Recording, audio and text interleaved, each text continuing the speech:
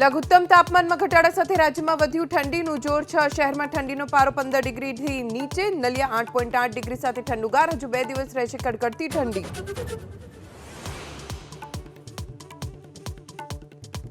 જમ્મુ કાશ્મીર, હિમાચલ પ્રદેશ અને ઉત્તરાખંડમાં બરફવર્ષાની આફત યથાવત। કેટલાક વિસ્તારોમાં બરફના થર જામી જતા રસ્તાઓ બંધ। અરુણાચલ પ્રદેશમાં પર્યટકોને બચાવાયા।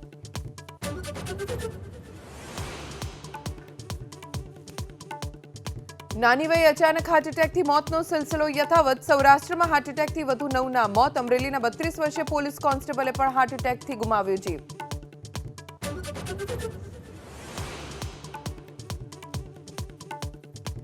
સંઘ પ્રદેશ દીવ, દમણ, દાદરા અને નગર હવેલીને કેન્દ્ર સરકારની મોટી ભેટ। સીએનજી અને પીએનજીના ભાવમાં ઘટાડો। ટેક્સ 20%થી ઘટાડી 6% કરવાનો ઓર્ડર તત્કાલ લાગુ।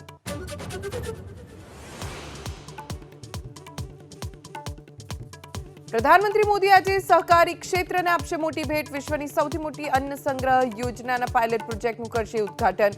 રાત્રે જામનગરમાં કરશે રોકાણ।